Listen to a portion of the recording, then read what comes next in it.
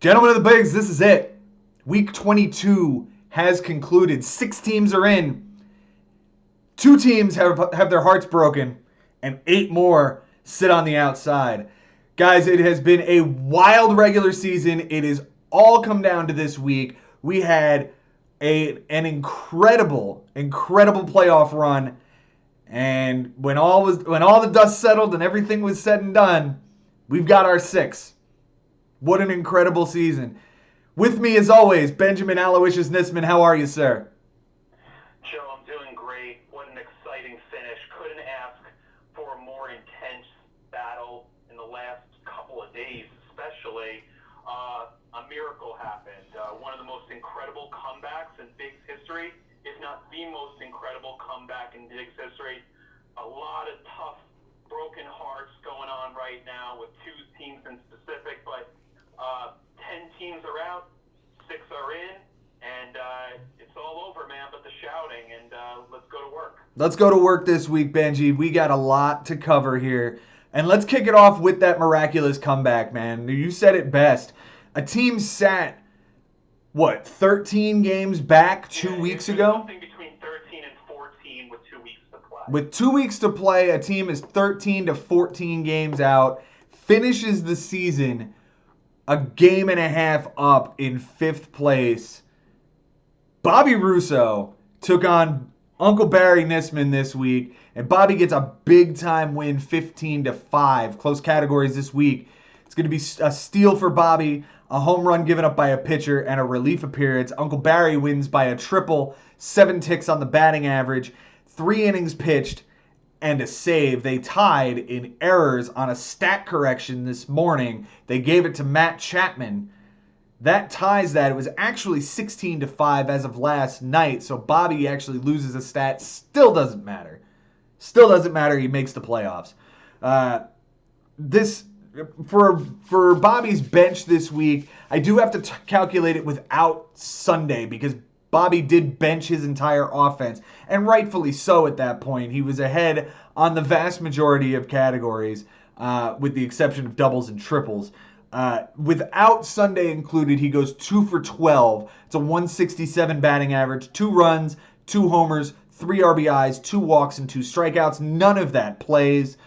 His moves for the week, he does pick up Josh Reddick on Thursday, which is a huge pickup, who goes 3 for 3, 3 runs, a homer, an RBI, and a walk. Just an enormous pickup by Bobby there. Add in Roberto Perez with 1 for 5 with an RBI and a walk and 2 strikeouts. And Bobby takes this thing right to Uncle Barry, pitches his ass off, fights this thing out. Benji, what do you see here, man? I can't believe it, man.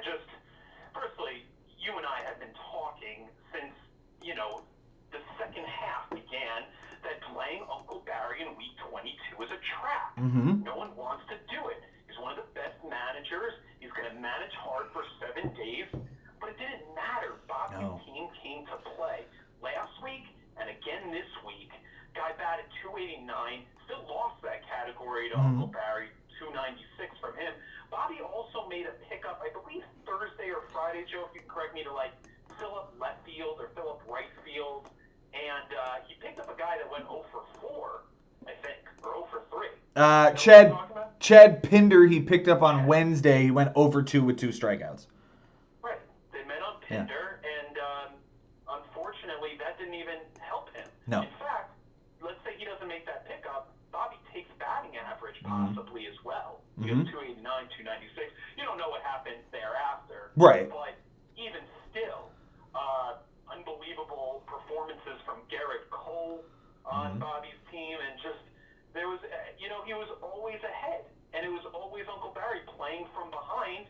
And if you just look at Stat Tracker, and I'm sure at some point Bobby was seeing he's in 4th place, he's in 5th place, he's in 6th place, he's in 7th place, he's in 6th place, he's in 5th place, he's in 4th place, and around and about we go. And he just figured on Sunday, way too much to lose by playing guys such as errors and striking out. I think Bobby was only ahead by 2 or 3 strikeouts going into Sunday. No point in playing. He said, I challenge Uncle Barry to get 7 or 8 runs. I challenge Uncle Barry to have runs on one day that he has currently. Right. Uncle Barry only ended up with 5. I think Bobby had 13 home runs.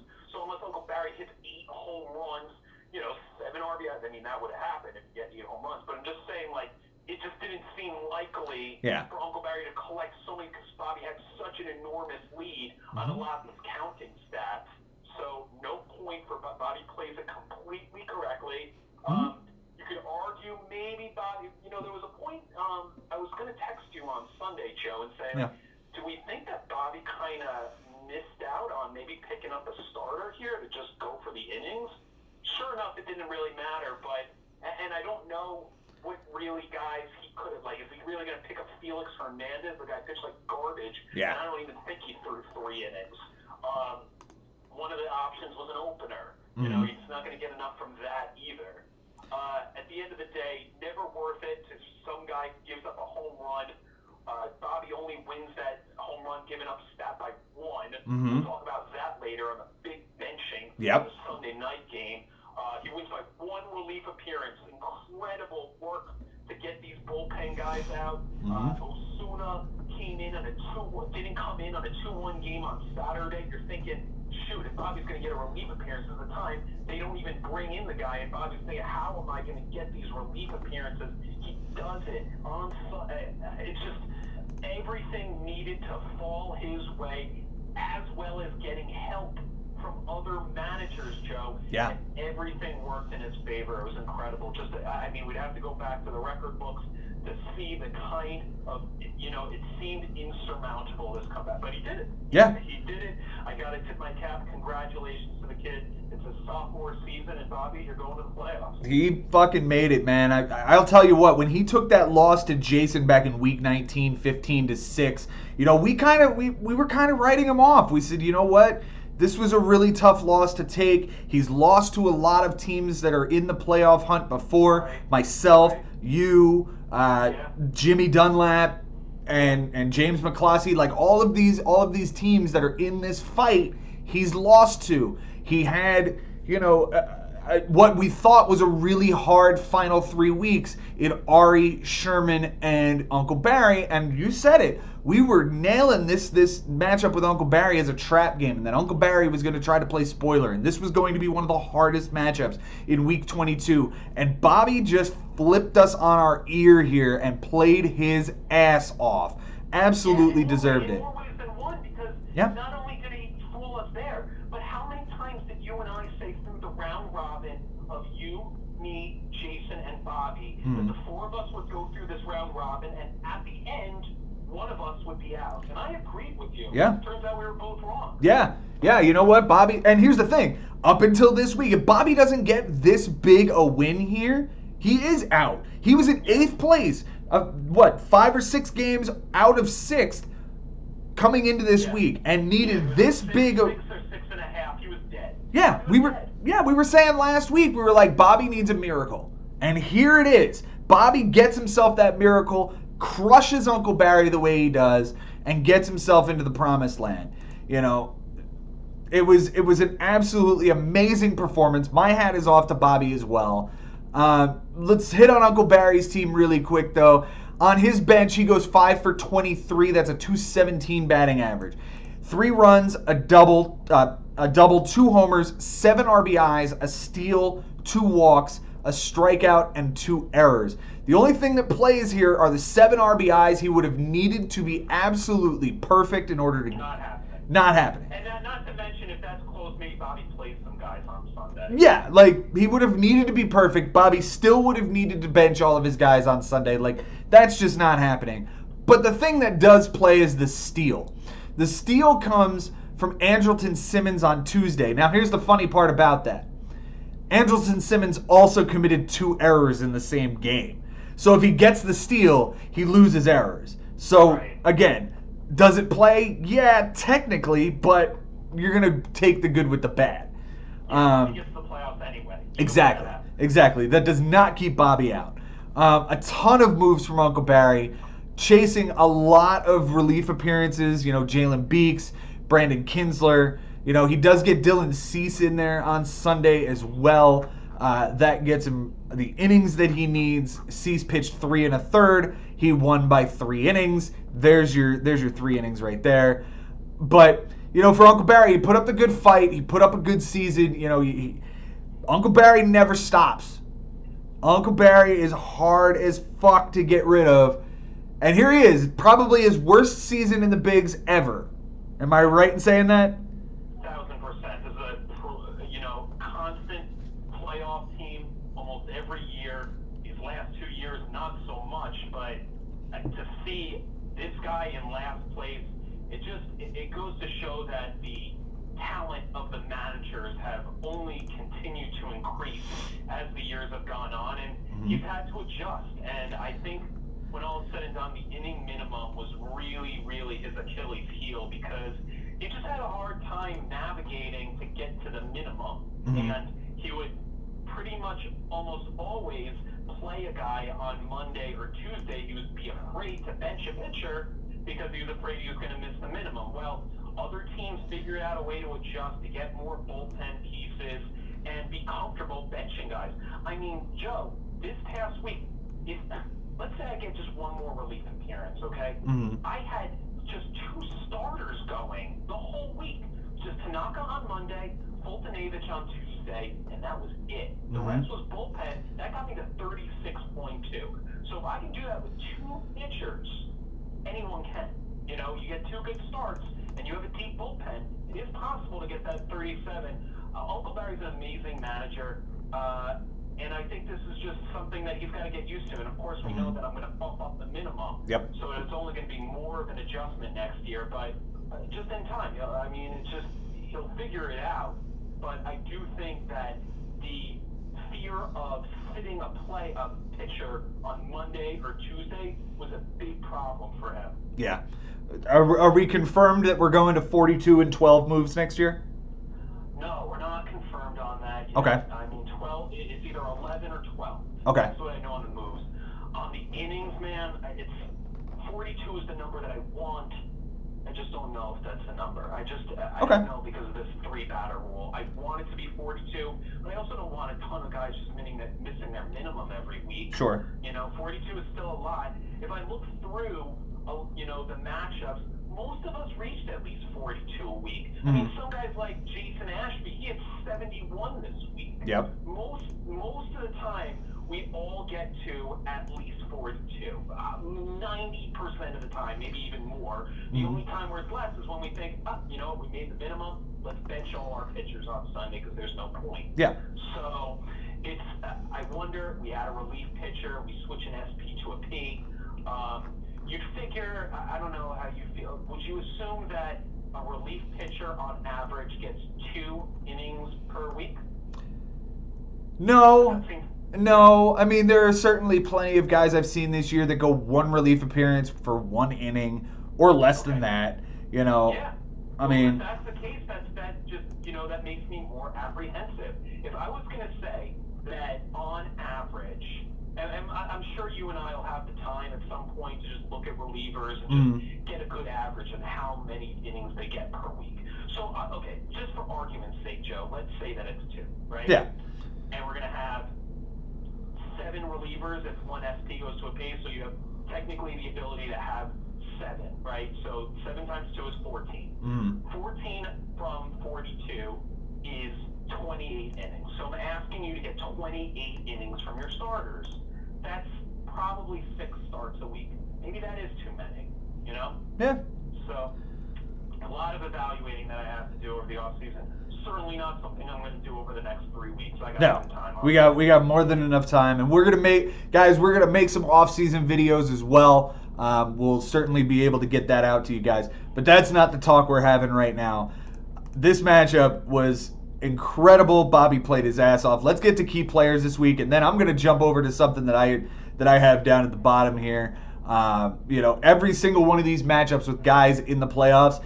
On Sunday, I wrote a little blurb, and then I also added to it after Sunday. So let me get to key players here for the week. Ketel Marte, if he is not in the MVP conversation, look, the guy plays in the National League. He's going to be up against Rendon and Bellinger and Yelich and Josh Bell for MVP votes. I'm not saying he's going to win the MVP, but I would be surprised if Ketel Marte does not at least get one MVP vote consideration this year. The guy has been on fire. 600 average, 636 on base this week. 5 runs, 2 doubles, a homer, 3 RBIs, 3 homers, 12 RBIs, 2 walks, 2 strikeouts. Matt Chapman gave him a good week as well. 133 average, you don't like. 435 on base percentage, 3 runs, 2 homers, 5 RBIs, 8 walks, 7 strikeouts, and unfortunately the error that ties the category. Finally, Brett Gardner, 308 average, 438 on base, 3 runs, 2 homers, 3 RBIs, a steal. The only steal of the matchup that gets him that category. 3 walks, 3 strikeouts. For his pitchers, you hit the nail on the... You know what, Joe? Before you move on, I don't want to ignore Jurickson Profar, because that's a guy that got dropped from his team and then got re-added, and he was beneficial here. Absolutely. The guy did hit 455 with a 538 on base percentage this week. Not a ton of counting stats, 3 runs, 4 RBIs, and a homer. But the batting average is where it's at. It keeps his batting average close, but it wins him the on-base percentage with that big on-base percentage number. You're absolutely right there. Add in 5 walks from Josh Bell with his 455. Lorenzo Cain had a 455. Josh Reddick gave him a 455 on base. His on-base percentage was through the roof with a 424. Unbelievable offensive week. And pitching, he came to play. Look at it. Look at that ERA and whip, man. And 189 ERA and 061 whip. Is that a record, Benji? Do you think that's a record? The whip? I'm going to look. I'm looking right now. It is indeed an all-time record for the Bigs. 061, man. That is unbelievable to come at. Look, he pitched 47 2/3, only gave up 8 walks. Unbelievable. Pitchers for him. Garrett Cole does it again. 14 innings, a win, 2 homers, 2 walks, 29 strikeouts. 29 strikeouts. That's 2 strikeouts an inning. A 1.29 ERA and 0.43 whip. Add in his number 2, Noah Syndergaard, 12 innings, a win, a homer, a walk, 15 strikeouts, a 3 ERA and 0.83 whip. And Max Fried, 7 innings, a win, 9 strikeouts, nothing earned, no walks, 0.14 whip. Unbelievable pitching week. Look, his worst pitcher this week was Javi Guerra, who gave up 2 earned runs over 2 innings. It's a 9 ERA and a 2.50 whip. You take that away, and you're talking about a 1.7 ERA and a 0.57 whip. Unfucking real pitching week for Bobby. Exactly when he needed it. And some of these relievers just did such a great job for him. Guys like Alex Claudio had 3 relief appearances, 2 clean innings. 1 strikeout. Yep. Didn't give up a walk. Didn't give up a hit. All these relief appearances, they were all critical. He won it by 1. Yeah. So the hard work from Cishak, 2 1/3, 2 appearances. Roberto Ozuna, sure, he gave up a run, but he got him a win.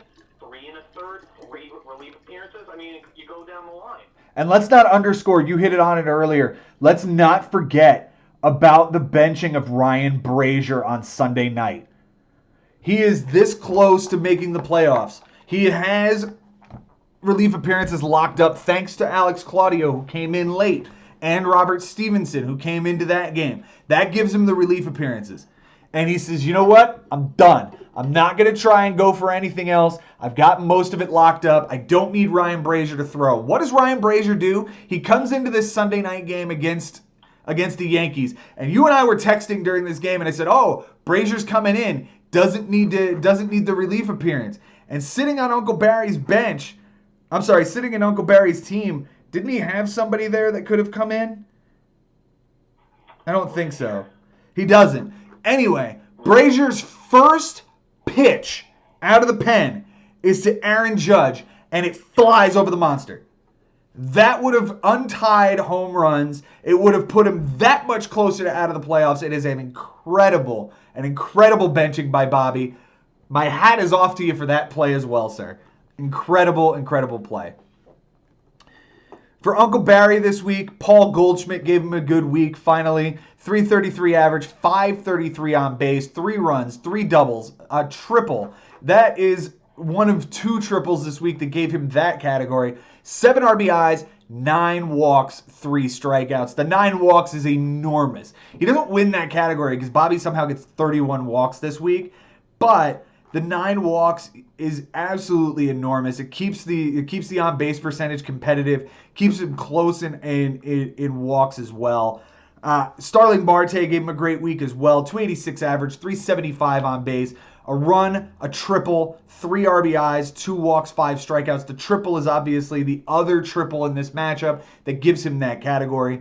Finally, I'm going to give the third one to Garrett Cooper, 444 average, 474 on base. 2 runs, 2 doubles, a homer, 4 RBIs, a walk, a strikeout, and an error. Now, Uncle Barry ran away with doubles. Bobby hit 289 on the week, went 41 for 142. He had 2 doubles. All week he had 2 doubles. All those fly balls just kept going over the fence. Exactly. He has 13 homers, 2 doubles. Amazing. Pitching-wise for Uncle Barry, I'm going to give it to Nick Whitgren.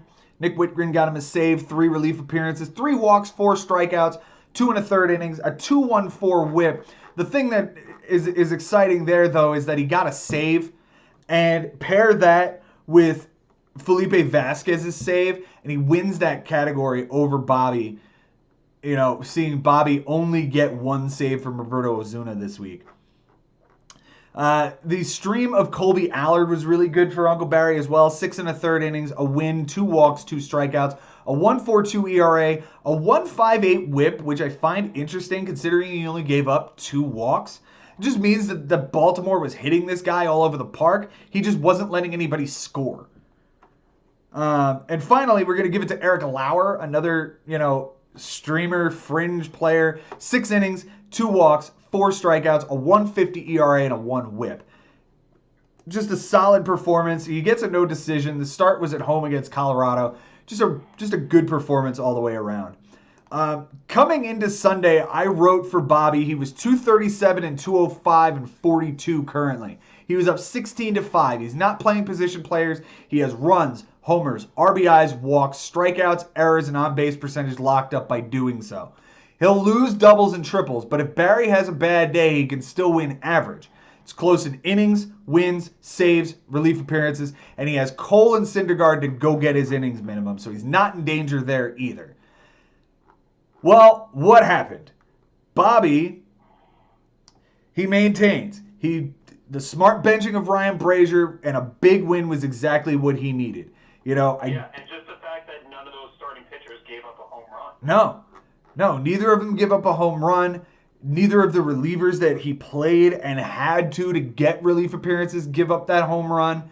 The one guy that he ends up benching after he gets it. Actually, I take that back. Cole and Syndergaard each gave up a home run. Oh, my mistake. You're right. But if he gives up a third one from either of those relievers or he leaves Ryan Brazier in, completely different. With Uncle Barry throwing 14 1/3 that day, 3 starters and 2 relievers, none of them gave up home runs. Right. And they weren't great. Adrian Hauser gave up, looks like 3 earned in 4 innings. Dylan Cease was not great. He gave up 5 walks, but no homers. And that put the pressure on Bobby to bench Ryan Brazier. Again, fantastic performance from Bobby. He makes the playoffs in his 2nd season. And we'll see who he faces. We'll get to that once we get to that matchup. How's that sound? I think we all know the answer, but yeah, we can wait for it. Let's put a bow on Uncle Barry's season. Yeah. I realize he's at the bottom this year. That's tough. It's just it's unlike him. Yeah. Didn't do so badly offensively, but against his opponents, not so much. He was 12 and 10 in batting average against opponents, but 9 and 13 in on-base percentage. He was good with the strikeouts, 17 and 5. His opponents generally struck out more than him, but he was 3 and 17 in walks, 10 and 11 in stolen bases, 5 and 15 in RBIs, 6 and 14 in home runs, 6 and 10 in triples, that's a wash, 11 and 8 in doubles, 6 and 16 in runs. He really just didn't bring it offensively against his opponents.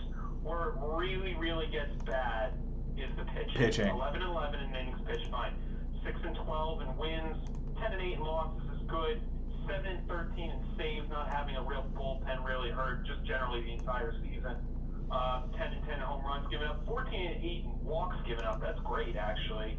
Ks, 3 and 19, ERA, 4 and 18, and WHIP, 6 and 16. There's your story right there. I mean, yeah. He had to pitch better. He had to pitch better in general in order to just get a couple more stats each week. Yeah, he finishes 3 from the bottom in wins. He finishes middle of the pack in losses. He finishes 4th from the bottom in saves. He is middle of the pack in home runs given up. Towards the end in ERA, I think also. He's 2nd from the bottom in strikeouts. He is 4th from the bottom in ERA. He is 3rd from the bottom in WHIP, and relief appearances he was middle of the pack. At the end of the day, Uncle Barry drafted Miles Mikolas to be his ace. That guy didn't perform. When you look at what he came out of the draft with as far as pitching is concerned, let me get to his team very quickly. I didn't have that pulled up immediately. So he had Miles Mikolas in the 4th, Felipe Vasquez in the 6th, Rick Porcello in the 7th, Yusei Kikuchi in the 10th, Julio Teheran somehow ends up on his team in the 11th, Trevor Williams in the 14th. Those were his and Brandon Woodruff in the 24th. Those were his starters. Mikolas, Porcello, Kikuchi, Teheran, Trevor Williams, and Brandon Woodruff. Only one of those guys was what I would call like very serviceable to good, and that was Brandon Woodruff, who got hurt. The rest of those guys end up somewhere else on other rosters. Julio Teheran actually ends up having a pretty decent season. Trevor Williams, free agent, I'm actually starting him today. He went reliever heavy when you look at it. Felipe Vasquez, Blake Parker, Ryan Presley, Lou Trevino, Dylan Floro. Those were his 5 relievers coming out of the draft. Just a really rough looking pitching rotation that even at the time you look at it and go, there's a lot of question marks there, but if things break right, he could do very well. Scooter Gennett in the 5th. Jose Martinez doesn't get a real starting role on that team. He was in the 12th. Chris Taylor not really having a starting role on the Dodgers in the 13th. Andrelton Simmons has battled injuries all season. Josh Harrison, the second baseman for Detroit, not really, 20th round. Brock Holt, a utility player in the 21st. Steve Pearce, a guy who gets hurt for the season, 22nd round. Phillip Ervin, he had this love drop relationship with all season when the guy was up and down, 23rd round, and finishes it out with Russell Martin in the 25th. When you look at Paul Goldschmidt, who underachieved this year, Xander Bogaerts and Starling Marte did as much as they could for him. But when you have this many holes and this many question marks on a team, if you look at it, it just comes down to how he drafted, in my opinion.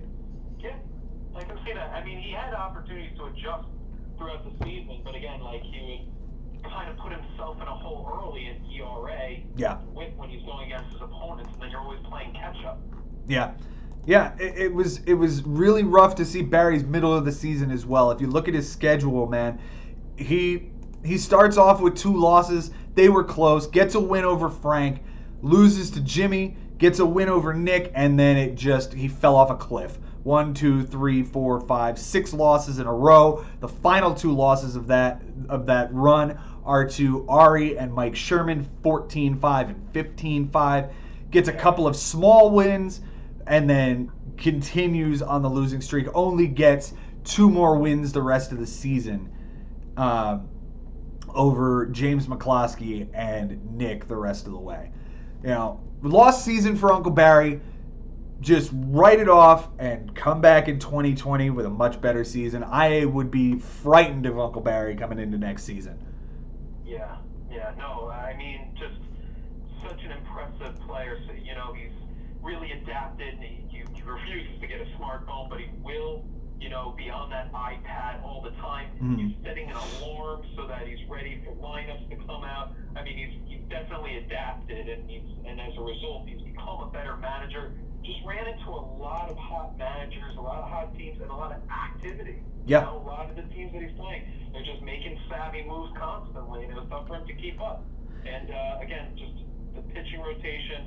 You have to have a solid one to go far in this league. Yeah, he only gets 6 wins on the season, man. That's a really rough season to have. And considering those 6 wins, his best win is over Nick 2 weeks ago, 14-7. The rest, 11-8, 10-9, 10-9, 11-8, and 11-10. It's just not going to get it done. Only 1 blowout win on the season for Uncle Barry. All right. Let's jump off of this and get to the next matchup here. We're going to go to what was damn near a blowout season-costing loss for James McCloskey, who takes a 13-5 loss to Frank Bucco Korean Barbecue. Now, we had talked about for, 2 or 3 weeks at this point, Frank's due a win. He's gonna crush somebody, and I had him beating Mike Haber 2 weeks ago, and he almost did. Here it is that we were calling. Here's the win, and give Frank a ton of credit. Another category or two, and he ruins James McCloskey's season. On Frank's bench this week, he goes 5 for 15. That's a .333 batting average. 3 runs, 2 homers, 2 RBIs, a steal, 3 walks, and an error. Now, the only thing that plays here is the stolen base and the error because they came at the exact same game from the exact same player. It's Austin Meadows on Tuesday, September the 3rd. He goes 2 for 4 with a run, a homer, an RBI, a steal, a walk, and an error. If he gets the steal, it ties that category. But if he gets that one, he also ends up tying errors as well, and we end up talking about an 11-5 matchup rather than a 13-5 matchup. Right. So it just seems like James was meant to go to the playoffs this year. It required way too much in order to hold them out, and all the other teams that missed out, they needed more help from Frank. I mean, Frank did everything he could here. Yeah. It's just that those other teams, they needed to do their job. Chris Levy, Jimmy Dunlap, and they couldn't stop their opponents. So give a lot of credit to Frank, like you said, overdue for a big win. It happened. It's just that James, he just made it. He gave himself a comfortable enough lead that he could accept the big loss. Yeah, and I said it, last week when we were talking about like what would have to happen to James in order for him to get to get in. And I think I said something like this, like if he were to get 5 or 6 wins and lose something like 13-6, he's still in. Right. Here's 13-5 and he's still in. It would take a really crushing defeat, and though this is bad, it wasn't bad enough to knock him out.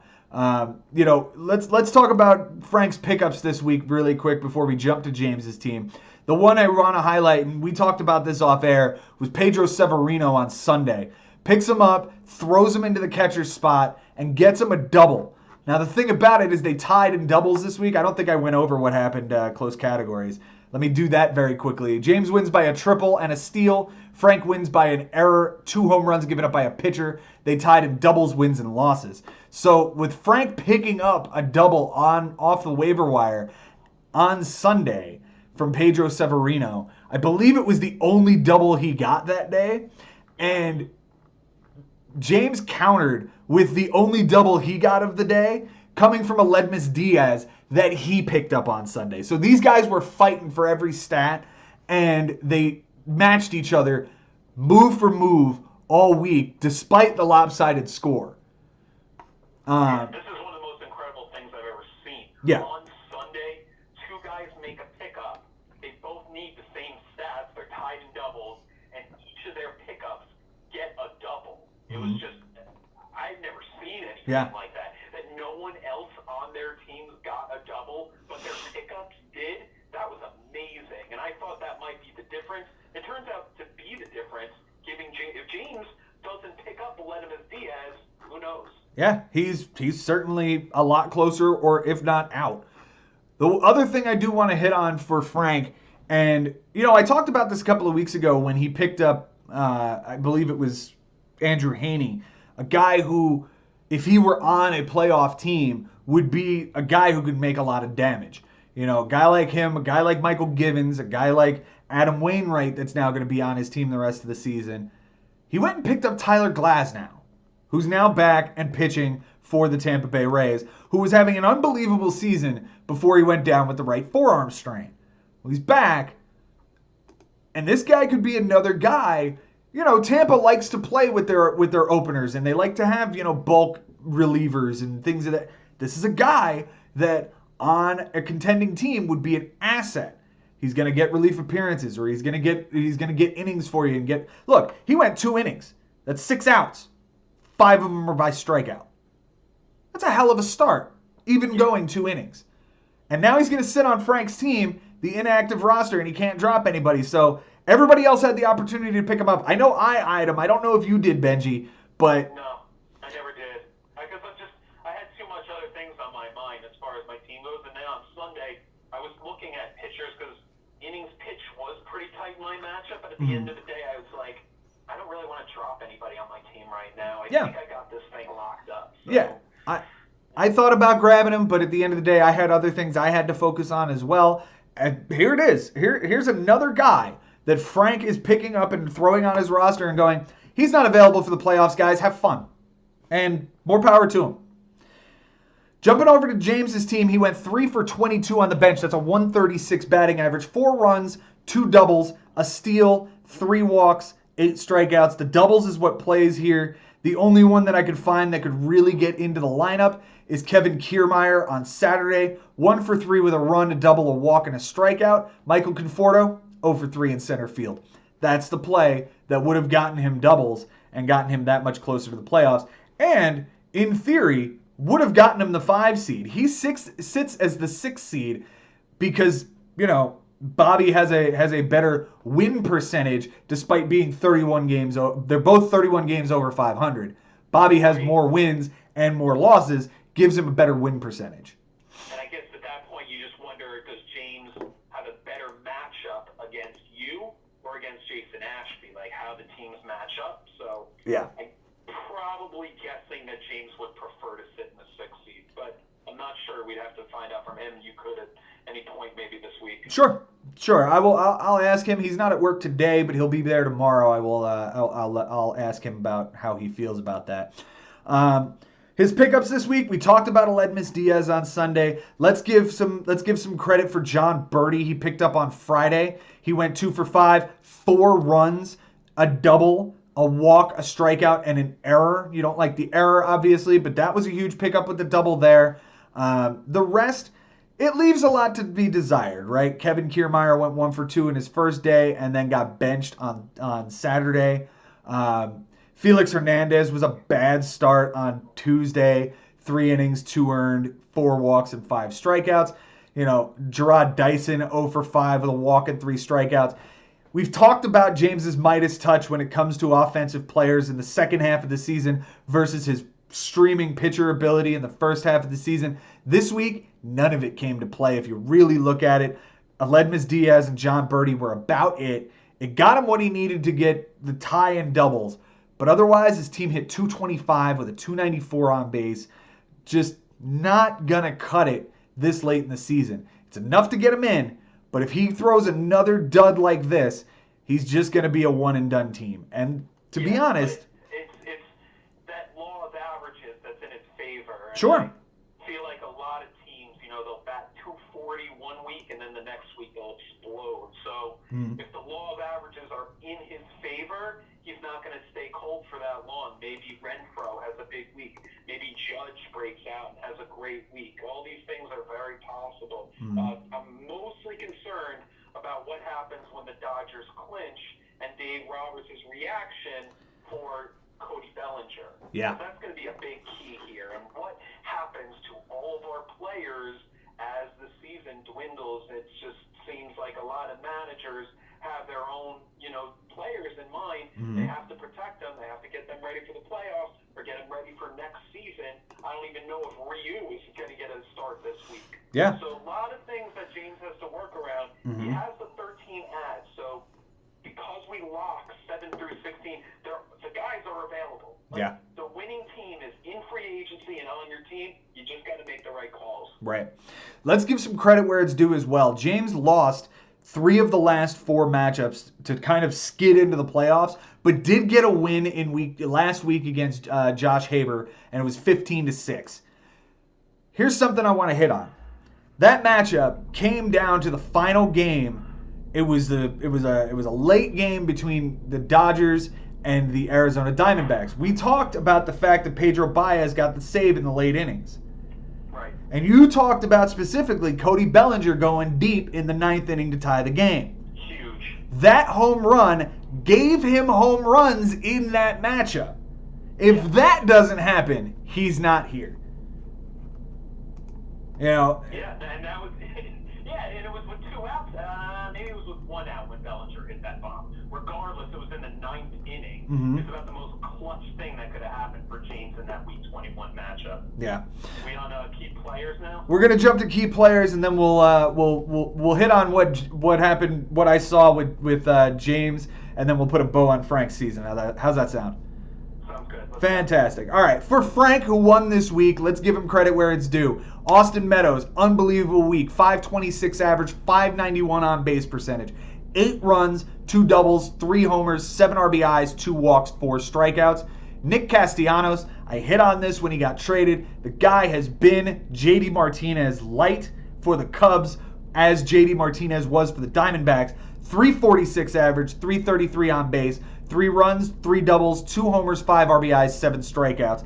And finally, the bringer of rain and the trade deadline deal gives him this line. 333 average, 565 on base, 7 runs, a double, 3 homers, 8 RBIs, a steal, 8 walks, 5 strikeouts. This guy, Josh Donaldson, gave him on base percentage, gave him walks, gave him a steal, certainly gave him homers. Frank's team came to play this week, and I'm not even counting Ozzie Albies, who gave him 2 steals and a 348 on base percentage. I'm not even counting Hunter Dozier, who gave him a 542 on base percentage and 5 runs this week. I'm not counting Chris Bryant, who gave him a 375 on base percentage this week. Just a ridiculous offensive week from Frank this week that we kind of saw coming. How do you have 4 guys that have over 500 on base percentage in your line? That's just amazing. Yeah. The realest one was Pedro Severino. Can't really count that one.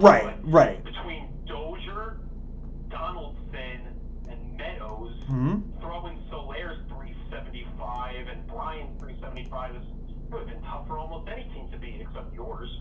Yeah, well, we'll get to that. But yeah, no, Frank put up a hell of a week. He put up a hell of a fight and really did what he said. Last week he said, I'm going to try to knock somebody out. And God damn it, he got this close. It's a testament to how far he's come as a manager.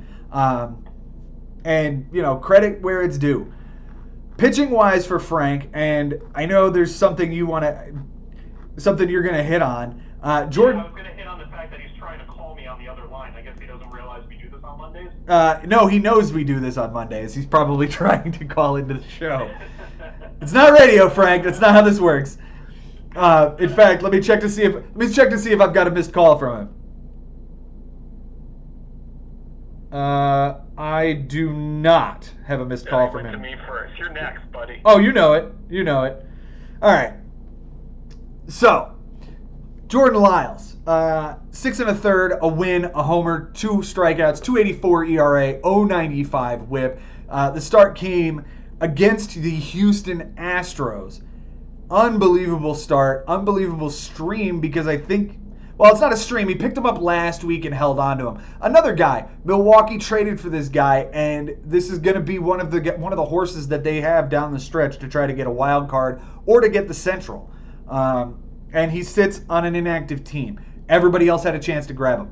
Michael Givens, 2 innings, 2 relief appearances, 4 strikeouts, all clean. Didn't even give up a hit or a walk in those 2 innings. And finally, Adam Wainwright, 7 innings, a win, only 1 strikeout, and 0.57 WHIP, nothing earned. The start came against San Francisco at home. Again, another guy. He's been out there all season. He's been on, I can't tell you how many teams. I know he's been on mine. I know he's been on yours, Benji. He's bounced around this league a ton, and now he's just going to sit on Frank's team. Let's give him credit. Frank found himself another rotation of guys that I think would be valuable on a lot of other teams. Yeah, last they're done, though. They're not in our game anymore. No, they are done. For James's team this week, I'm going to give credit to Adam Frazier. 400 average, 478 on base, 4 runs, a double, 2 triples. James only won 5 categories, and 2 of them were offensively. Triples and steals. And the triples come from Adam Frazier here. He also gave him a homer, 6 RBIs, 2 walks, and 3 strikeouts. Gene Segura, 318 average, 304 on base, 4 runs, 2 doubles, an RBI, a steal. The steal came against the Mets, and it came against the Mets late in the week. In fact, it came on Sunday. And And let's not forget, I don't know if you got to watch Saturday's game. Segura had 2 doubles in that game, Joe, and one of them was 100% a foul ball. I mean, it was just so foul that Todd Frazier didn't even go for it. And it's like, wait, are you kidding me? That's not a reviewable play? So, on a bad call from an umpire, James McCloskey is gifted a critical double. I saw that, and of course I'm thinking, God, I need the Mets to win this game, but I'm also thinking about James at the same time, being like, wow, this might tie or win him doubles and get him in the playoffs because an umpire's a jackass. And here it is. Like, that's what it boils down to. Finally, let's give credit to the pickup of Dylan Moore. You know, where did he pick this dude up? Last week? Yeah, he picked him up last... I don't know. Apparently, he's batting leadoff for the Seattle Mariners and playing either second, third, short, left, or right, because that's what he's available as. He hit 227 on the week, 261 on base percentage. Fine. 2 runs, 2 doubles, an RBI, and here's the kicker, 4 steals. Guy doesn't get on base all that much, but he got 4 steals this week. And James winning the steals category 5-4, there's your reason. You know, a walk, 6 strikeouts, 2 errors, that sucks, and that does lose him the errors category. But without this guy, he doesn't tie doubles and he doesn't win steals. Yeah, he single-handedly brought him into the playoffs. Exactly. That's all there is to it. Exactly. You know, this week coming into Sunday, what did I say about James's team? He was 230 and 200 with 54 ties currently. I said he needed a lot of help. He was down 13-4, and he was currently in 8th place, 2 stats behind 6, so a full game back. He can flip doubles, he can flip steals, he can get errors, wins, losses, or ERA. He ended up tying doubles, winning steals, losing errors, and continuing the tie of wins and losses and losing ERA. CJ Cron, Dylan Moore, Tom Murphy, Byron Buxton were all out of the MLB lineup that day. And neither guy, either Frank or James, were starting pitchers that day. Frank dumped out his entire pitching rotation. Is this a good time to mention that, Benji? Yeah, this is a good time because, and it was logical. I was more going to what the conversation you had with Frank. Oh God! I mean, if we must get into it, we can. But let's get into James's pitchers. Sure. Let me get back up there. James's pitchers this week, if I can get to it. Give me 1 second. Okay. Taylor Rogers gave him, 4 saves this week? 4 relief appearances, 4 innings, 4 strikeouts. Did give up a homer, a 2.25 ERA, and 0.75 WHIP. He ran away with the saves category. We kind of figured that would happen, that 1 would probably beat Frank, 2 would be completely safe. Eduardo Rodriguez, 7 innings, a win, 4 walks, 8 strikeouts, nothing earned, a 1.29 ERA. The strikeouts and the innings are what he wins there. And when you pair Eduardo Rodriguez with Sonny Gray's 6 innings, 7 strikeouts, 1.50 ERA, and 0.67 WHIP, he ran away with the categories that he could. And if I'm going to be as bold to say it, it's another very Joe Schubert type pitching performance. Low ERA and low WHIP. It just didn't, for me, and I think I texted you this on Sunday. I was like, I'm surprised James isn't going for it. I know losses is tied and you would run that risk. But if you want in here, go get it. Go get wins. Go get ERA. Oh, I don't know, Joe. ERA was absolutely uncatchable. Going into Sunday, if Frank isn't going to play a guy, there's no way that he could lower his ERA that much. He'd need to have, 308 to 230. Oh my God! No, he had no chance of catching ERA, Joe. Well, no. Hang on. That 308 is skewed because he did have Marcus Walden, who gave up an earned run in a third of an inning. So that does jack that up. Is it still going to be about 277? Yeah, it was like in the I want to say it was in like the 270s. Yeah, for it to drop that much, I'm sorry, he would have had a bunch of scoreless innings. Yeah, it just isn't. A scoreless stream of 6 innings would have gotten him close. A loss. And Joe, if you ask me, it's way easier to take a loss than get a win. Agreed. Given what was probably left out there on Sunday, I don't think there was a lot left because somebody went and grabbed 6 starters, Sherman, and. No, I think James did exactly what he was supposed to do in the Sunday matchup. I really do. He got the Elenimus Diaz pickup, and that was between him and Dylan Moore and Gene Segura. That's what he needed to make the playoffs. He did it. Yep, absolutely. What happened on Sunday to get James in? Again, I hit on it earlier. He went 8 for 32. He had 8 runs. That doesn't get him close in runs. They each had a double. They each have a homer. RBIs doesn't matter, but the steal is what gets it for him. The Gene Segura steal saves his season. Yeah, no, Gene Segura in general with the doubles and the steal, it's just... Yeah. Couldn't have asked for it at a better time for James. And congratulations to him, man, because it looked bleak for a little bit. His season was starting to slide. He took a tough loss to James Santangelo. Probably could have been worse if the Pedro Baez drop doesn't happen. Yep. But even if he doesn't, even if James Santangelo holds on to Baez and James McCloskey loses relief appearances, it looks like he still would have been in the playoffs. So a lot of things had to fall against McCloskey. He got just enough luck, and that puts him in here. So I credit him. He's had a great season. You talked about it in the first few weeks. Just look at this offense. Look how dangerous it is. Now he has Jose Ramirez. That makes him more dangerous. Sure, he lost him, but all these stats that he picked up when he traded to get Shane Green and Robles from you, that won him saves a couple of weeks by 1 or by 2. Yep. So he did everything he could just to put himself in this spot. Now it doesn't matter. Yeah. Everything that's happened until today doesn't matter. He's here. Go and win it. Yeah, it's certainly a tale of 2 seasons when you look at James McCloskey's year. From week 1 to week 11, he loses 3 times, and from week 12 on, he wins 4 times. Just a complete tale of 2 seasons. We were waiting for him to get healthy in the first half of the season, despite as well as he was doing, and he actually regressed and lost a ton of key players in the second half, skidded into the playoffs, but he's here. And all it takes is 3 good weeks, and you can have a championship. Right. You just got to win 3 in a row now. So what on the season? What do you go? 11 and 11, 12 and 10? 1, 2, 3, 4, 5.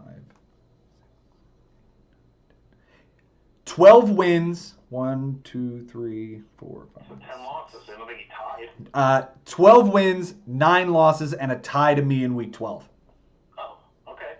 Well, that's good. It's an Yep. going to potentially get you in as long as a couple of those wins were lopsided and you could avoid enough lopsided losses. I guess just enough. If there's one matchup that I can point to, or one manager that James owned, and that's the reason he's in, it's Josh Haber. He beat Josh Haber 18-2 in week 6 and 15-6 2 weeks ago, or last week. Right. I mean, there you go. Talk about it taking advantage of an inactive manager. That's how you do it. Yeah. How you get it. That is 33-6 against one guy. There you go. That's a way to get in. That's a way to get in. Yeah.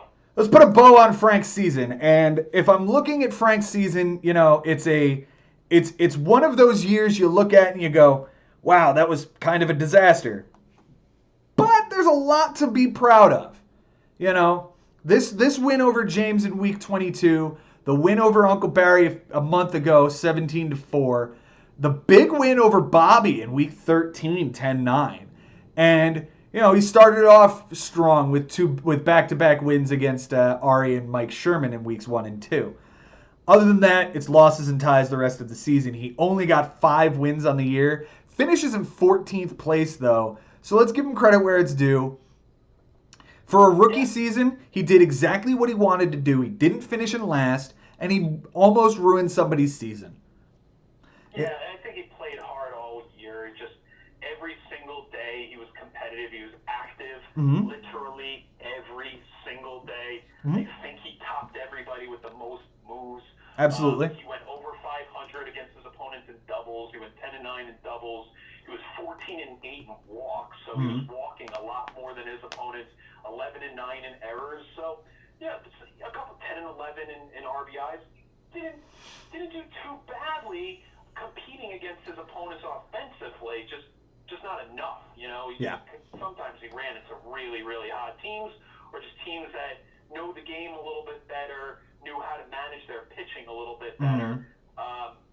Frank did pretty decently in his pitching. He went 13-9 against opponents in ERA, 12-10 against his opponents in WHIP, 14-6 in relief appearances against his opponents, 11-9 in losses against his opponents. So, sort of in the middle there with the pitching. I think he was just running into some hot teams. And then, of course, I feel like the inexperience did affect him sometimes. Yeah. He even admitted, I think he even said against Ari, he's like, I was outmanaged this week. Yeah. Mike Sherman, I was outmanaged. And here's the thing. When you doing that, he wasn't. When you look back on this season, you look at the team he drafted versus the team he ended up with, and there's a lot of nice pieces he ended up with. But had he had Javi Baez, Juan Soto, Chris Sale, Matt Olson, Hector Neris all season. Neris picked up off the waiver wire. After you get about the 8th or 9th, basically the top 8 guys, Sale, Baez, Soto, Trinan, Haniger, Castellanos, Olson, and Posey. Those were his first 8 picks. Now, he loses Haniger to the injury. Trinan is not very good. Olson has the hand injury.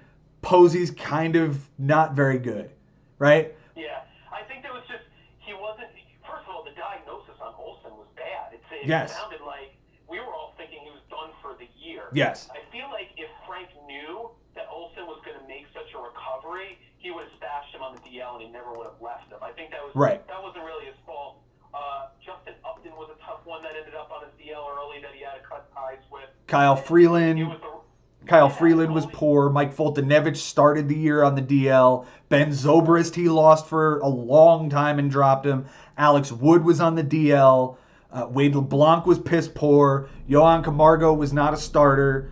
He had Wade Miley, and Wade Miley has had a really good season. Again, the itchy trigger finger that Frank had most of the year, that kind of self-destructs that draft pick, which was really good. Clay Buchholz was piss poor. Hernan Perez was not a starter. Yonder Alonso was not a starter and got cut by the White Sox. Eduardo Nunez can't find playing time because Michael Chavis is a human being. That's the inexperience. The bottom half of this draft, is the inexperience this deep into a league. And the inexperience and the itchy trigger finger, I think, go hand in hand, right? Yes, absolutely. Had Had he been more patient, like we talked about, maybe he has a little bit of a better season. But I just don't see that this roster that he drafted would have been. Look, even if he makes no trades all season, I don't think this particular roster takes him to the playoffs because of the bottom half of that draft. But at the same time, if he's getting close and he's there on Sunday and he's like kind of close and then he makes the right moves to just get a win on Sunday. Sure. You know, you never know. Yeah. Because you're right. Like at the roster as it stands, we look at their numbers, but it's really just about who you're playing against at that time, right? Right. And, you know, every week, if you look at his losses, there are a couple that are close, you know, 11-10, 11-10. But for the most part, it's a lot of 14-7, 13-7, 12-7, 15-6. Yeah, but Joe, again, I know that it's just look at the outlook of the score, but if we look closer and we see the statistics, maybe you'd see that a lot of those stats that he lost by 1, he lost by 2, you know? Yeah, it's completely possible. Sometimes a 14-7 is, you know, it's a lot closer than it looks. You've said that many times. Yeah, absolutely true. I would have to actually research all of this, and trust me, after the season's over, I want to do one more video after the championship one, and, you know, literally go team by team and go, okay, here's where things went sideways, each team, you know, but we can get to that at another point. At the end of the day, Frank, you know, a commendable rookie season, a competitive rookie season. Let's see what he's capable of in 2020. I'll be interested to see that. Yeah, a good season from Frank, hardworking. Really appreciate how hard fought it was. So I give him a lot of credit for the improvement. He definitely learned, and he ends his season with a big win. So that's a good thing to hang your hat on going into 2020. Absolutely. All right, let's jump over to my matchup with Mike Sherman this week. And, you know, coming into this week, I knew I was right there on the bubble, and I knew I needed a big win, and I got it. 16-4, I take down Mike Sherman. Close categories this week, I win by an error. Mike wins by a triple and 3 strikeouts by a pitcher. We tied in relief appearances. For me on my bench this week, 6 for 16. That's a 375 average. 3 runs, a double, a homer, 3 RBIs, 3 walks, and 3 strikeouts. None of that plays. I won the vast majority of the offensive categories going away. The one thing I want to point out, Kenta Maeda goes from a starter. He gets scratched and becomes a bullpen pitcher and ends up on Monday going 4 innings for a save, and he's on my bench because he wasn't starting. And I'm like, son of a bitch. I missed out on a save. And it was scary because I'm thinking, if I don't get another save all week, that could be my season. But you kind of knew that your opponent really doesn't roll with closers, really. He just has a ton of relief appearance guys. He's got a lot of bullpen guys, but no guy that really closes games compared to what you have. So even with that, it's hard because it's a nice 4 innings to just put in there and say, oh, there we go. We're a little bit closer to 37 and keeping that ERA and whip nice low. Yeah. But at the same time, man, I got to ask you, like, on Wednesday, Thursday, did it not just feel good to say, like, you know, you're probably winning this thing, you're going to the playoffs, and there really doesn't have to be any stress? Oh my goodness. What a great feeling to sit back on Friday. I'm up 14-6 and go, okay, I'm in. Even if he ends up flipping a couple of categories, I'm in. And it doesn't matter. I'll take it. Yeah. You know, my moves this week, I picked up Dario Agrizal, that backfired. I picked up Framber Valdez, that was kind of shit as well. But the one pickup that I did make, and I was really, really happy with, Josh Rojas on Monday. I picked the kid up, and he goes 4 for 5 with 3 runs, a double, a homer, and 2 RBIs. For the week, I don't even know who that guy is. I literally only picked him up because he had right field eligibility, and the Arizona Diamondbacks were hot. I have no idea who he is. I haven't seen the kid play. But he went 389 for the week, 4 runs, a double, a homer, 5 RBIs, and only 1 strikeout. Thank you. Appreciate it, kid. And I ended up dropping him later in the week, getting Oscar Mercado back on my team. And now Mercado and Brandon Nimmo, and we talked about this a couple of weeks back, I used my waiver claim to pick up Brandon Nimmo. because right field eligibility, I have a weakness there. I need to find a way to get my right field locked down until hopefully Giancarlo Stanton comes back. I can't even guarantee that's going to be a thing. But I don't know. I don't know what the Yankees' plan is. You might have them if you get to the championship round, Joe. I think that's kind of where they're going to, or maybe even the week prior, if you go to the semis, you might have them just so they can get some at bats before the playoffs. But yeah, they might decide to just leave them off the roster and go with Talkman and what they got. Just not really mess with the chemistry. It's a tough call. Yeah. Definitely don't blame you for making the trade when it happened. But look at your batting average. Look how many home runs and RBIs you got this week. Look at your freaking on base percentage. Who needs Giancarlo if you can do this each week, Joe? Yeah, there was a point early on in the week where my entire team was hitting like 420, 430, and I'm thinking like, do I have a chance to go for a record here? I didn't. And by the way, I didn't even get close to the all-time record for on-base percentage that you text me. Like, is that a record? Not even close. 470. Wow, not even close? 470 is the on-base percentage record. Did it tell you how many at-bats that is? It doesn't. It was, however, a championship matchup. It's week 25 of 2016, 50 Shades of Greinke. I believe that's Chris Levy. Yeah, but that's a consolation bracket. Yeah. Wow. I wish they didn't count that. What's second? Well, this season's best, I didn't even get to either. That's Ari in week 17 of 443. Right. I do remember that. Yeah. So. Alright, so let's go to the bench, right? Got the bench. Let's jump over to Mike's team. 6 for 27 on his bench, 222 average, 2 doubles, 7 walks, 4 strikeouts, and an error. Nothing plays.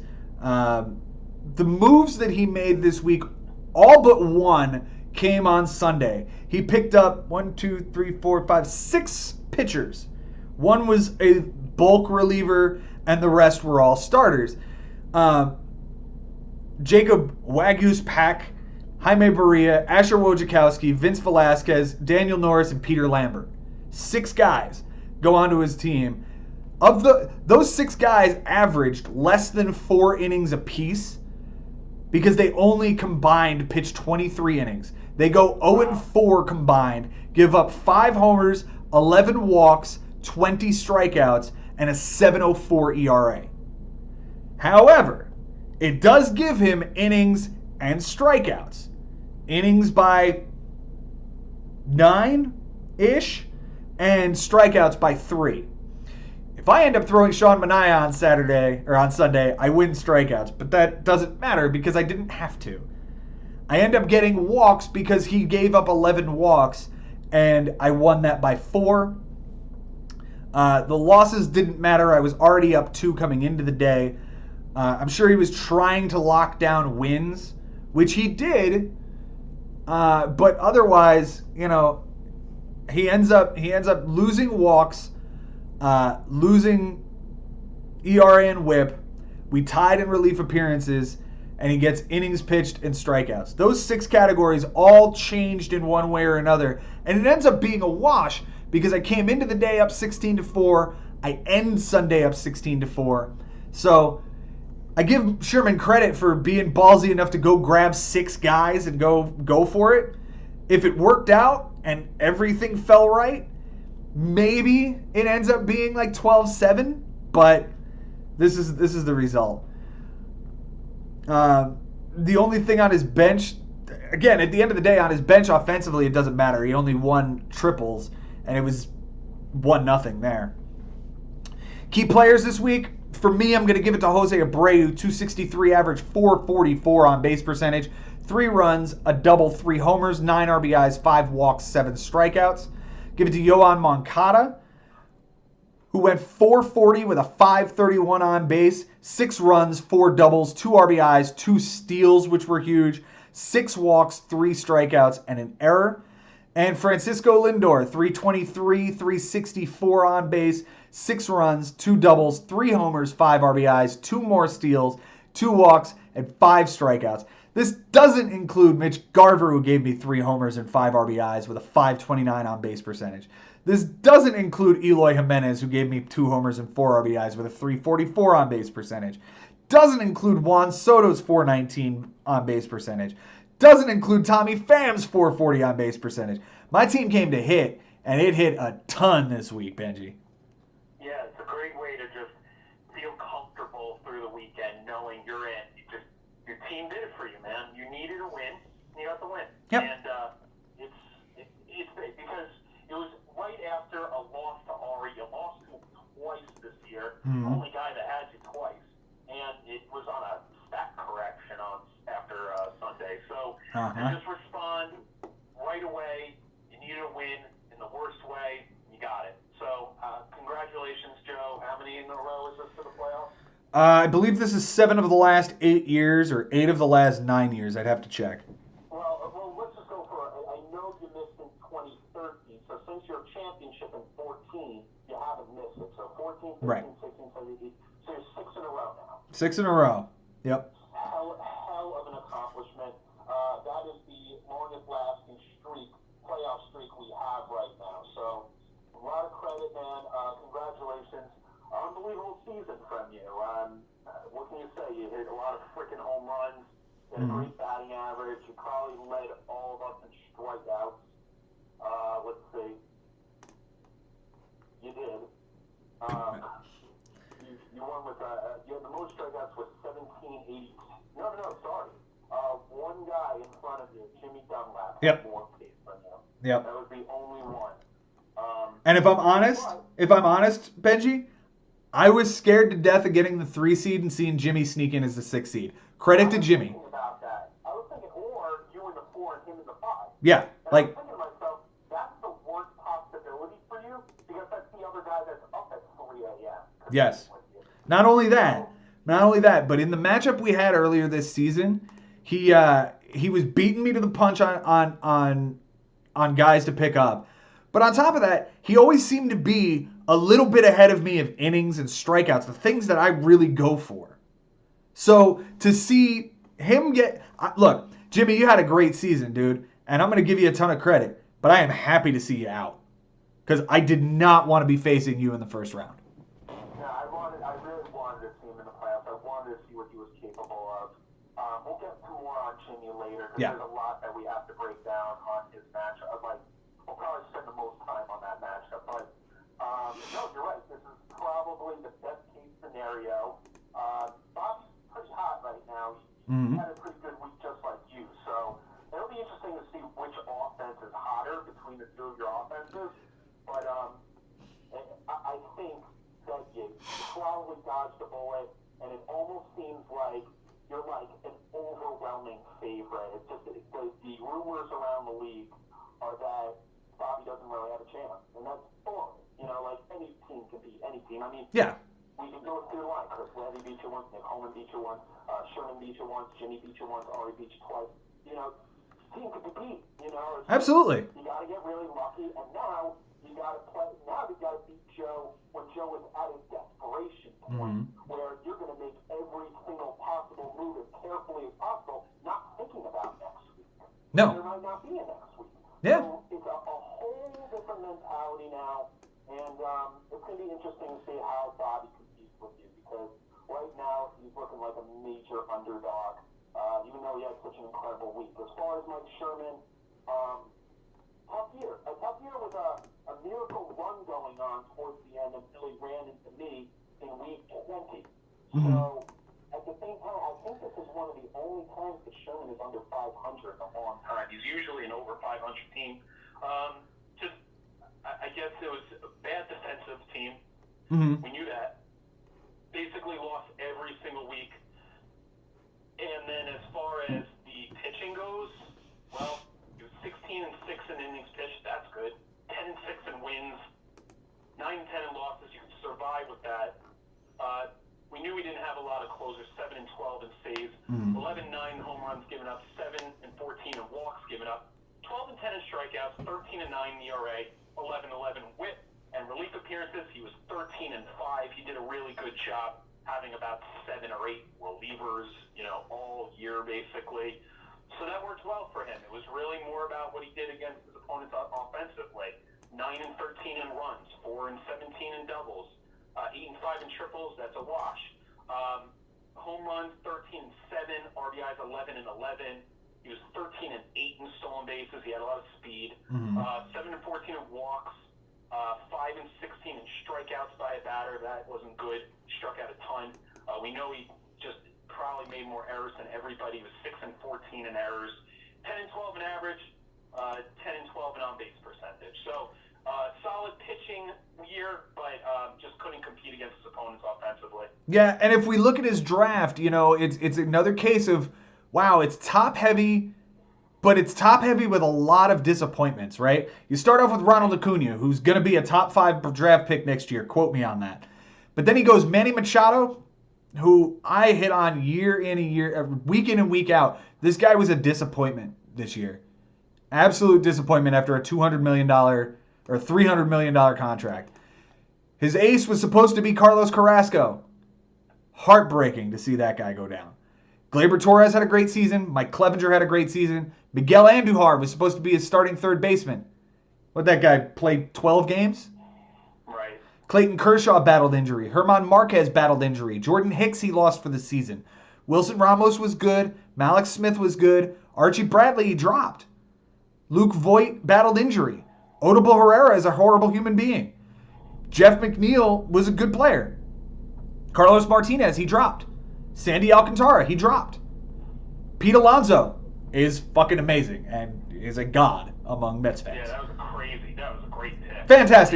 Fantastic pick. Trevor Rosenthal was hot garbage. Tyler Skaggs, rest in peace.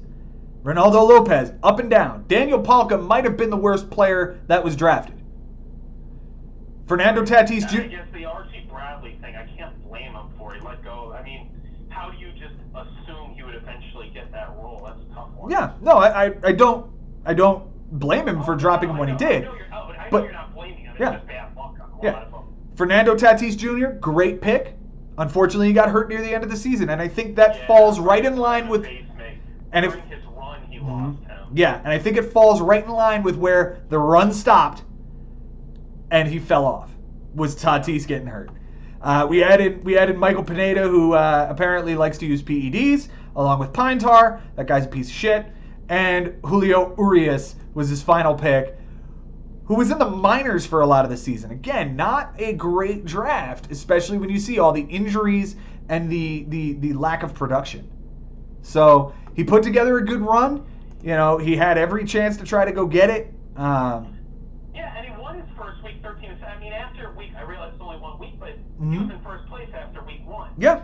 So even with the bad draft, you can get the ball rolling after week 1. It was just probably, I guess you got the schedule where everything started to fall on him. Yeah, he fell apart. It actually started in the week 19 tie to Nick, and then 14-7 to you, 13-6 to Bobby, and 16-4 to me. Right, but why was he so pedestrian towards the middle? What happened in weeks 5 through 13 or whatever? Or 5 through 12. Let's see what happened in week 5 when he took on Benny Nisman here. I got him pretty good. Yeah. I think. So Andujar is still on his team on the DL. Herrera is still on his team in the NA slot. Marquez Marquez pitched like crap. Cam Bedrosian was on his team. Alcantara pitched like crap. Carrasco had a kind of shit start. And let's not forget, Carlos Carrasco wasn't very good before he went on the DL. He wasn't having a good season to begin with. Right. And then they just sort of chalked this up to it. Like, oh, he's not well. Let's go get him well. And so when you boil it all down, man, he was in a funk. That week he only hit 229 with a 290 on base. Wilson Ramos wasn't hitting well for a long time. Pete Alonso had a very bad week. Luke Voit had a very bad week. Manny Machado hit 214 but 4 homers. Like, okay, thanks for that. Very up and down season for Sherman. It's disappointing to not have him in the playoffs this year, but it's good to get new blood in there this year. Right. Let's jump to my pitchers. We'll cover Mike's key players and jump off of this thing. How's that sound? Sounds good. Let's go. All right. Justin Verlander for me. Another great week. Another fantastic reason I traded for him. 7 innings, a win, a walk, 7 strikeouts, 1 earned run, and 0.71 whip. The start was against Seattle. I thought this could have been another complete game. Zach Gallen, 7 innings, a win, 8 strikeouts, a walk, and 0.29 whip. I told you when I picked this kid up that he's good. And this is another great performance from him. He's put together a lot of good performances. And now he gets the Mets in City tomorrow. I'll be interested to see how he does there. Finally, Jose Leclerc, 3 relief appearances, 3 innings pitched, 2 saves, 2 walks, 4 strikeouts, a 1.67 whip. Glad I traded for this guy too. He won me saves this week. For Mike, Ronald Acuna. I told you I was afraid of this guy. He only hit 174, 240 on base, 4 runs, a triple. The triple wins him the stat. A homer, an RBI, a steal, 2 walks, 9 strikeouts. Pete Alonso, 321 average, 367 on base, 5 runs, a double, 2 homers, 5 RBIs, a walk, and 8 strikeouts. And Jeff McNeil, both of those guys you hit on last week. 360 average, 467 on base, 5 runs, 2 homers, 8 RBIs, 4 walks, a strikeout, and an error. The 2 guys I was afraid of, Ronald Acuna, 174 average, Malik Smith, no hits, 9 strikeouts, only 1 steal. That's why it's at least a good majority of the reason I won this week. Maybe. I just, even if these guys have somewhat of a better week, they need to do a lot, man, to match your average and on base. Sure. I mean, you just hit the crap out of the ball daily.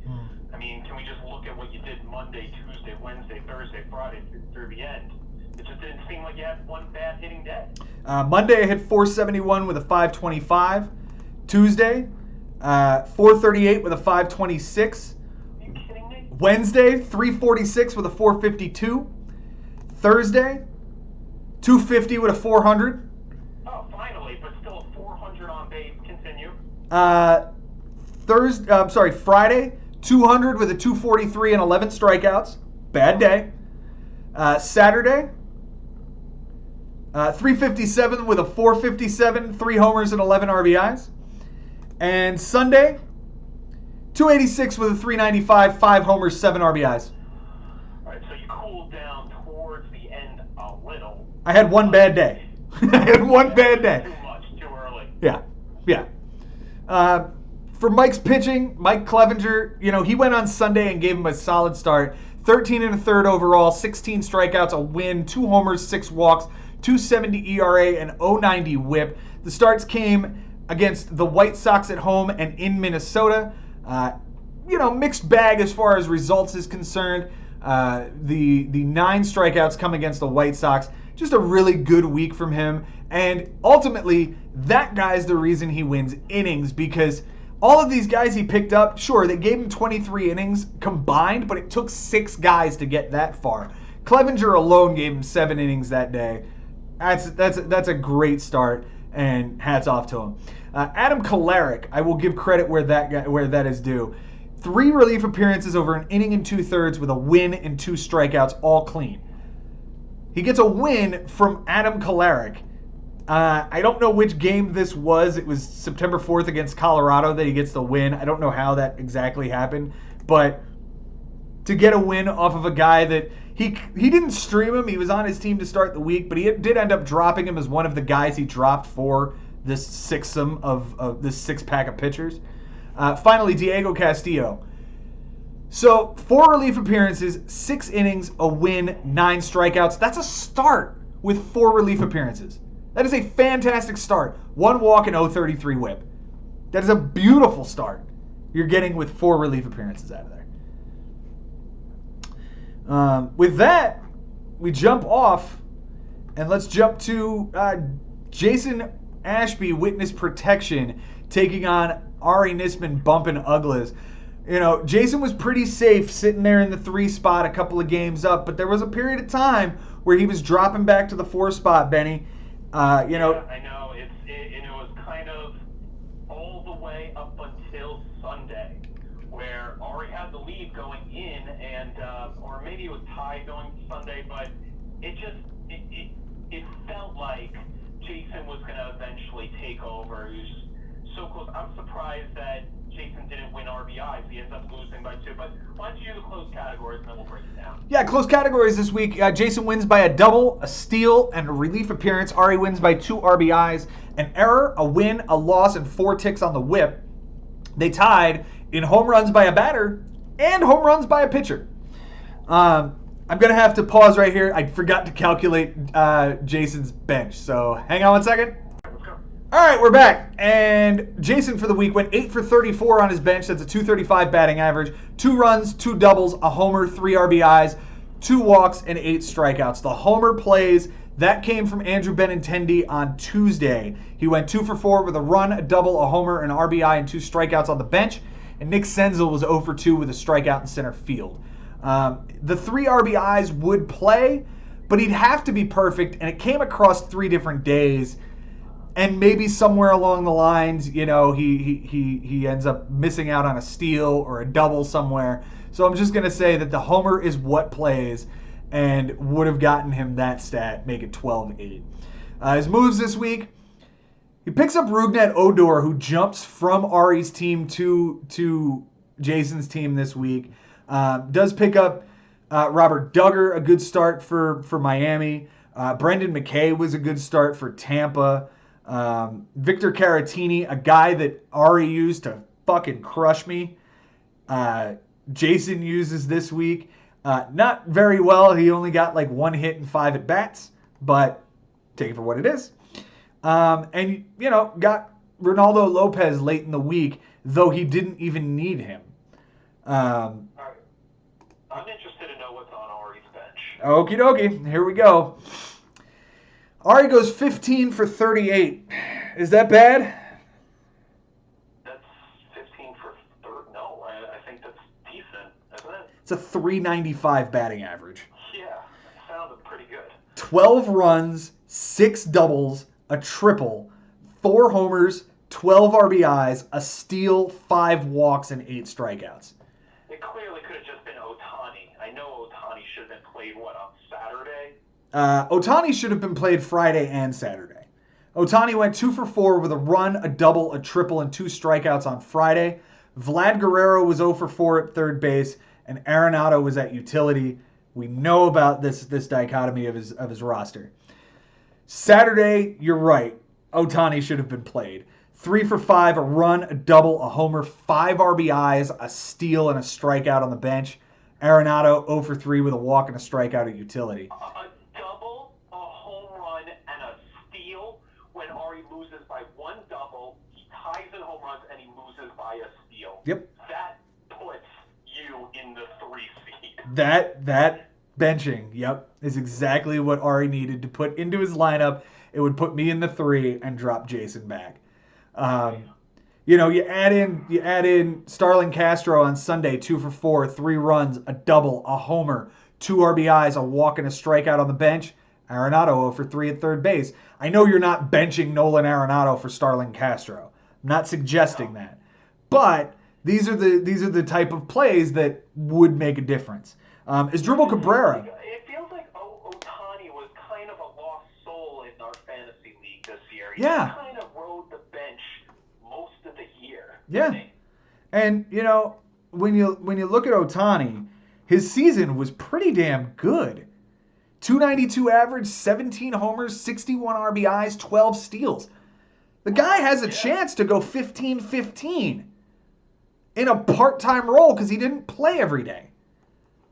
And it's a tough guy to own as a Sure. fantasy owner. I don't know the frustrations of having him. Like maybe when Ari did play him, it was the 0 for 4 day. So we can't really completely dissect it unless we knew exactly what Ari's mentality was and what was going on when he did play Ohtani. It almost felt like Ohtani really didn't have much of a fantasy season. We never talked about him really as being a key player. And yet this is a guy who during the season hit for the cycle. You know? This is a guy who Ari's bench. Yeah, and it was on Ari's bench. This is why we talked about him all season. Was here he is on Ari's bench again. And we know Ari doesn't make trades. But this is a guy, either him, Arenado or Vlad Guerrero. And I think Vlad Guerrero, coming off of the home run derby, would have been the guy to move. Yeah. Yeah, especially because at that point, Ari was still definitely in this race. Absolutely. Like a little bit more of a run late, and he would have been right in the thick of things. But, we've said it too many times that Ari plays with a deep bench, and it was going to come down to what he left on his bench. And, if he kept on guessing right, he was going to stay in it. If he left Bath on his bench, it was over. Yeah. Yeah. It's disappointing to see, had Ari, playing devil's advocate, if Ari makes a trade and sends Vlad Guerrero after the home run derby to somebody who wants to send him a pitcher, I think we're talking a little bit different here. He goes and gets a guy to put with, Jeff Samardzija, Dace Sclafani, Dallas Keuchel, Walker Buehler. If he goes out and gets another starter to put in there, I think we're talking about a different season for Ari, especially down the stretch here. His moves this week, nothing to write home about other than adding Asdrubal Cabrera and then not playing him 2 of the very important days he probably should have. Saturday, yeah, 1 for 3, a homer, an RBI, and a walk on the bench. Ahmed Rosario, 0 for 4 at shortstop. The day he picked him up on the 3rd. The next day, 1 for 4, a run, an RBI, and a walk. Ohtani, 0 for 3 with 3 strikeouts at utility. And I think... Yeah, there it is. He plays Ohtani, and he gets burned for it. And I think that contributes to why he keeps him on the bench the rest of the week. Right. This guy's not going to hit this week. Let's throw him on the bench, and here it is. Key players this week. Let's go there. For Jason, I'm going to say it again, and now I'm going to start putting my flag in the ground of Anthony Rendon should be the NL MVP. This guy is like, I'd say 60% of the reason that the Washington Nationals are still in the race. The other 40% is probably Juan Soto. This week, Scherzer. And the pitching, but you expect that from you expect top-level Cy Young performances out of Max Scherzer. I don't think coming into this season anybody was like, Anthony Rendon's going to be the MVP. 333 average, 419 on base this week, 6 runs, 4 doubles, 3 RBIs, 4 walks, a strikeout, and an error. Whit Merrifield, 444 average, 464 on base, 3 runs, 2 doubles, 3 RBIs, a steal, a walk, 4 strikeouts, and an error. And finally, Wilson Contreras coming back off the DL like Jason talked about last week with us. 545 average, 615 on base percentage, 4 runs, 2 doubles, 2 homers, 3 RBIs, 2 walks, and 2 strikeouts. Huge. Absolutely huge. To get that guy back. Pitching-wise. Great timing to get healthy right now. Absolutely. Pitching-wise for Jason, we'll hit Max Scherzer. He had a great week. It's going to be 12 innings, a win, 16 strikeouts, 2 homers, 3 walks, a 3.75 ERA, an 0.83 WHIP. The starts came against the Mets and at Atlanta. The Mets start was that ridiculous game against Jacob deGrom where, this game's going to be like 1-0. It ends 11. Did not pitch well in that game. No, neither one of them did. Scherzer 6 innings, 7 strikeouts, 4 earned. Yeah. No, I think Jake pitched better. He got into the 8th inning. I realized he gave up that bomb late, and that was... Oh, my God. I can't even think about that game. It was the game that ended the Mets season. Listen, last week you asked me if we're inning, and I said, you know what? When we have pitching like this, we should be able to make a run. And again, I'm jumping off of this. We're going to a Mets talk. I promise I'll make it short.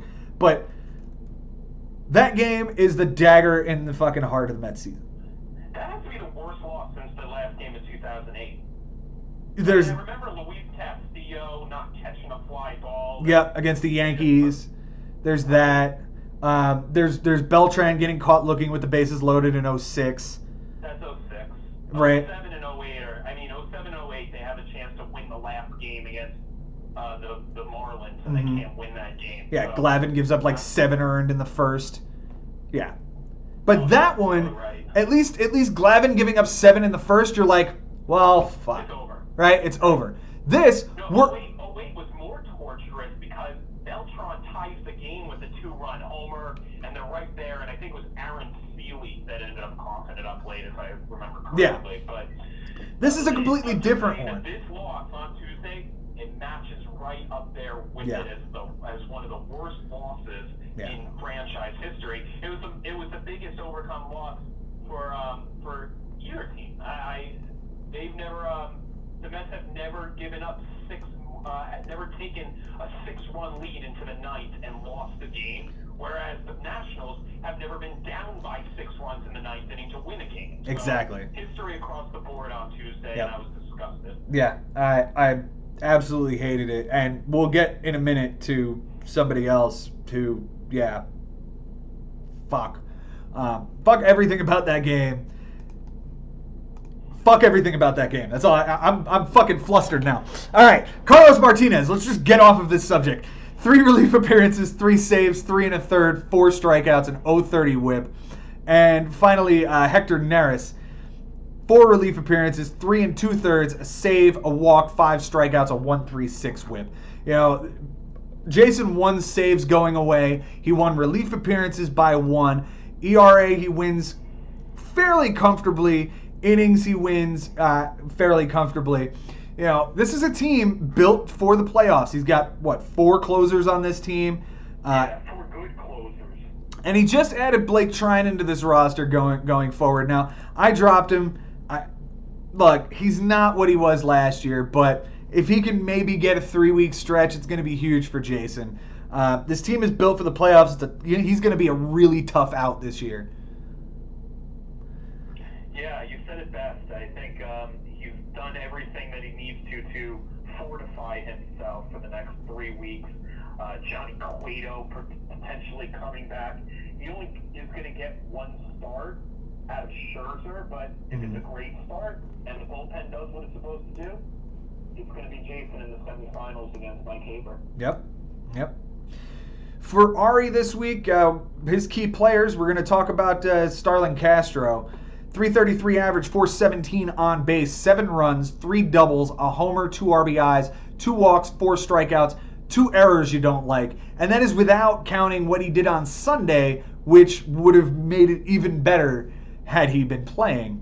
JT Realmuto, 455 average, 458 on base percentage, 6 runs, 2 doubles, a triple. The triple is one of 3 that wins him that category. 3 homers, 8 RBIs, a steal, a walk, 4 strikeouts, and an error. Again, the error, those 3 errors were all the errors on his team this week, and he won that by 1.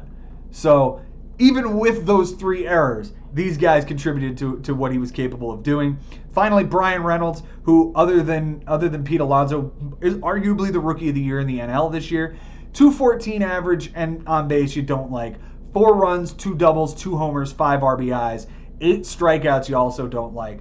But the RBIs is what plays here. You know, he was second in the team in RBIs this week behind Realmuto, and every single one of those was needed to get the win. Pitching-wise, we're going to go to Dallas Keuchel. 6 innings, a win, 2 walks, 3 strikeouts, a 1.33 WHIP. The start came, I believe, against the Mets. No, it came against Washington. Jeff Samardzija, 6 innings, a win, 2 homers, 3 strikeouts, a 4.50 ERA, and 0.83 WHIP. That start came against the Dodgers in LA. And finally, Walker Buehler, 5 innings, a win, 2 homers, 5 strikeouts, a 10.80 ERA, a 1.60 WHIP. The thing I'm pointing out here is the wins. All 3 of those guys got wins. He won 3-2 in the wins category. Taking a look at Ari's season as a whole, you know, if we look back, well, let's run down head to head. How did he do head to head, Benji? Okay, so before I even get there, I should say right away after you finished off with his pitching that actually Ari was last in ERA this season with a 4.62 ERA. I mean, that says a lot right there. He didn't pitch well this year, man. He needed to pitch better in order to at least give himself a better chance. We can both agree on that. Sure. As far as head-to-head with the pitching, 4-17 in innings pitched, 6-6 in wins, 11-8 in losses, 5 and 15 in saves. He really didn't have any closers until he got Kimbrel, and I guess helped them a little bit, but still 5 and 15 with 2 ties and saves. 12 and 7 in home runs given up. He was sort of in the middle of the pack there. 15 and 5 in walks given up. That was good. 4 and 17 in strikeouts. We know 4 and 17 in innings and 4 and 17 in strikeouts. We know right there that Ari wasn't really going and chasing those stats week to week. He didn't make a lot of additions. He wasn't really going to try and do that. He was going to try and protect whatever ERA he had. 11-11 against opponents in ERA, 10 and 12 in WHIP, and 6 and 15 in relief appearances. So, those, a lot of those numbers, Joe, is just more activity. Yeah. Yeah. Just getting, just staying ahead of it Monday, Tuesday, and the guy's got a family. He's got like 3 jobs. I sent him the text yesterday, Joe, and I also said it on the show last week that I'm really appreciative of the work that he put in. Despite how much he's got going on outside of his fantasy baseball life. So he did what he had to. He was able to beat the 2-time defending champion, 3 all-time. You can show the fingers now, Joe, giving you the opportunity. But at the same time, that's the difference. If you can just make a move here and there throughout the week, you grab a couple extra stats. Mm-hmm. As far as the hitting goes, a little bit better because we know about the Colorado Rockies, and then he had a couple of mashers on his team. 11 and 10 in runs, 14 and 8 in doubles, 10 and 8 in triples, 13 and 7 in home runs, 11 and 11 in RBIs.